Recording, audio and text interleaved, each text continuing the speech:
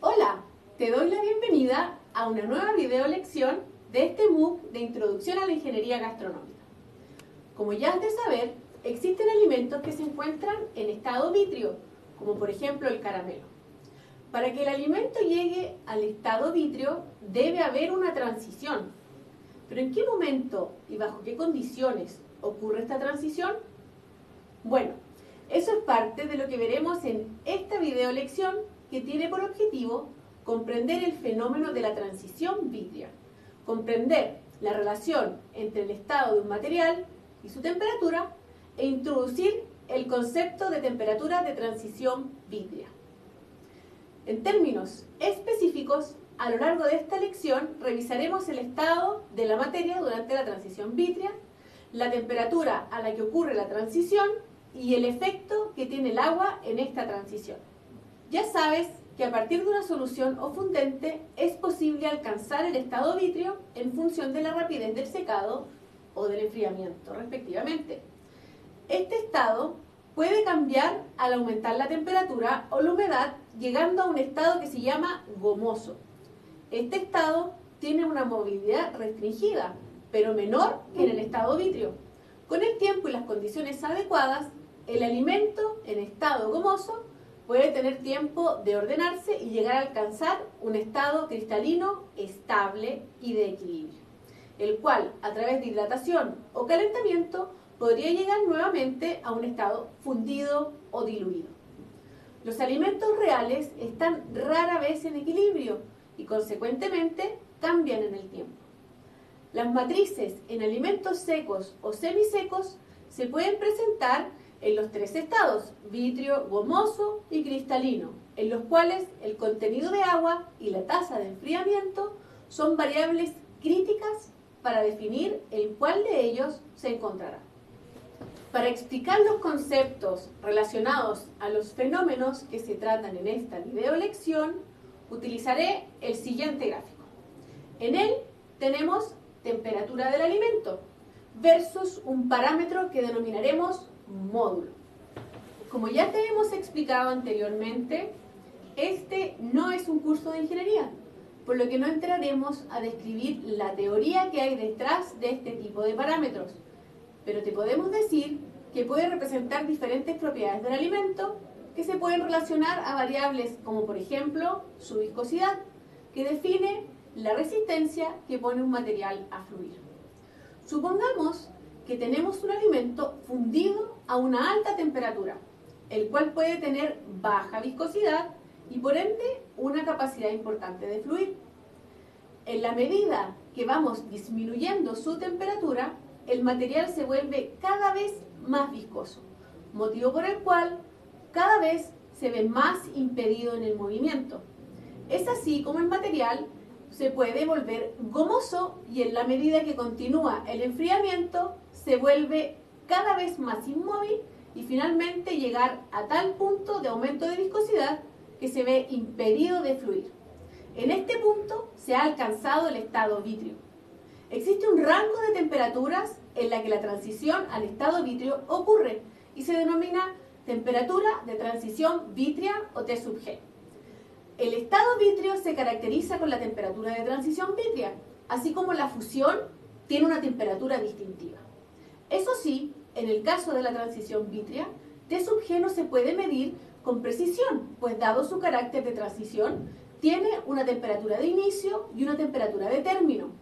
Cada material tiene su propio rango de T sub G distintiva. Dado que TG caracteriza la transición vítrea, si el alimento se encuentra a una temperatura que es menor que TG, como es el caso que te mostramos en este gráfico, entonces el alimento se encontrará en estado vítreo. Por otra parte, si la temperatura del alimento se encuentra por sobre su temperatura de transición vítrea, entonces no se encontrará en estado vítreo y tendrá más libertad de movimiento, encontrándose en un estado gomoso o incluso fundido o diluido en función de cuán alta sea la temperatura y la humedad. Para determinar TG de forma precisa, se requiere de equipos sofisticados y una adecuada interpretación de los resultados, pues como ya te mencioné, ocurre sobre un rango de temperaturas, es decir, tiene un inicio y un final. Existen diferentes instrumentos para medir la temperatura de transición vítrea. Una de ellas es la calorimetría diferencial de barrido o DSC.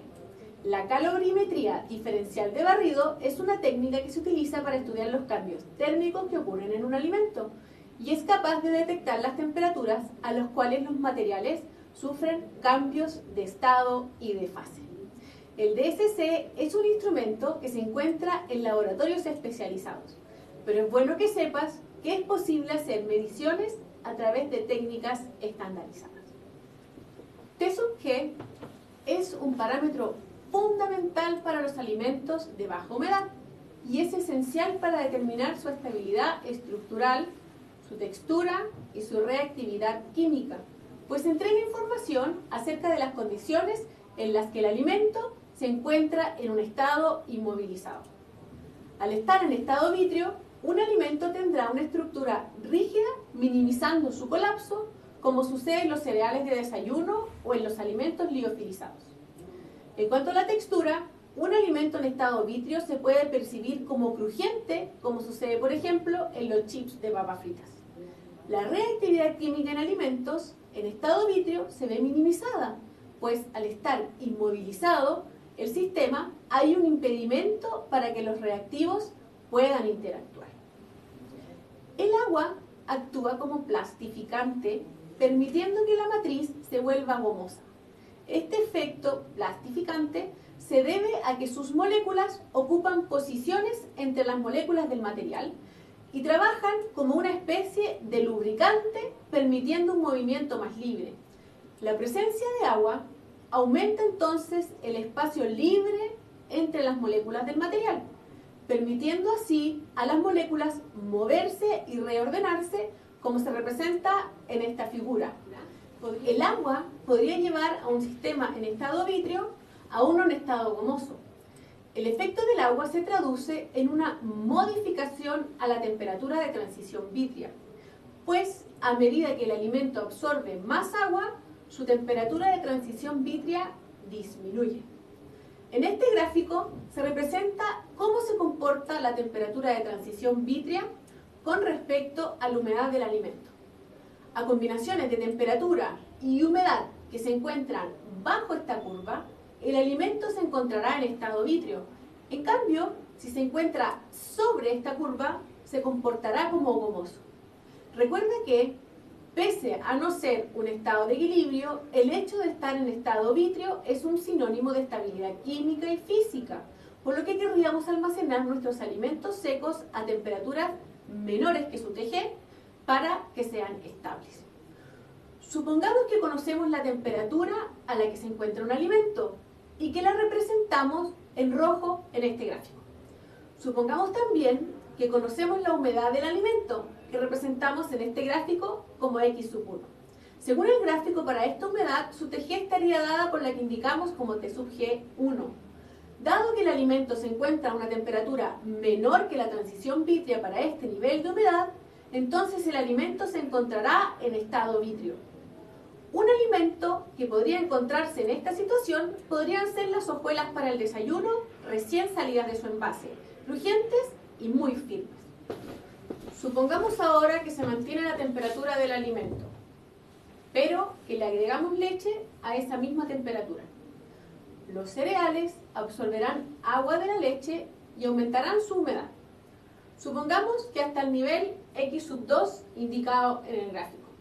Al ajustarse la humedad, disminuirá la TG, lo que queda representado por TG sub 2.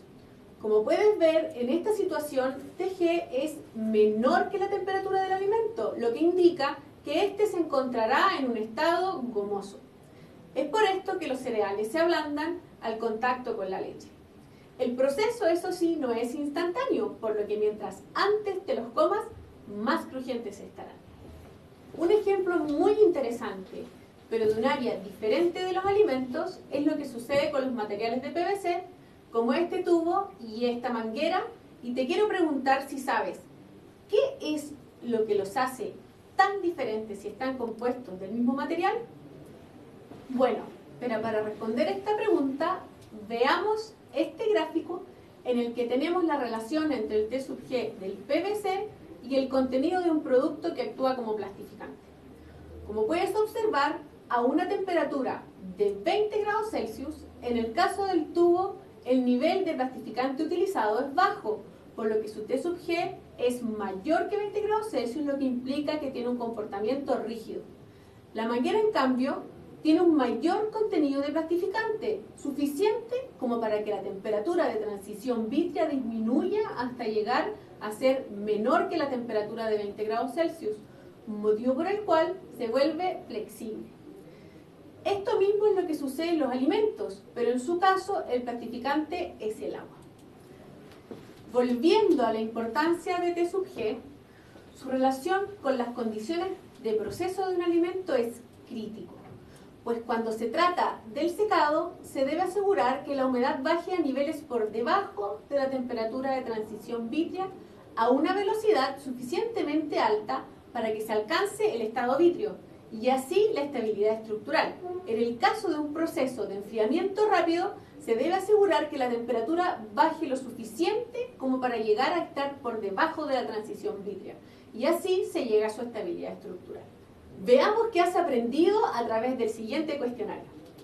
Bueno, para cerrar, podemos mencionar que en esta video lección revisamos los posibles estados de la materia durante la transición vítrea, el concepto de transición vítrea y revisamos el efecto plastificante del agua en los alimentos.